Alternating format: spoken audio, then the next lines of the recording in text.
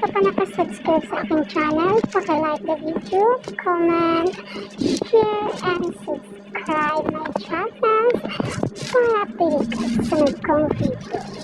Wow, itong katin talaga namang suwak na suwak sa masa dahil itong kanilang movie na Hello Love Again ay dinumog ng maraming tao, kaya nagkakaroon sila ng malaking gross na 85 million pesos sa isang araw lang yan. Kaya naman talagang kakaiba itong kinising ng dalawang to. Kaya ang Katin fans sila na namang na-amaze at sinusuportahan talaga ang kanilang idol dahil sa kanilang kagalingan sa pag-aarte.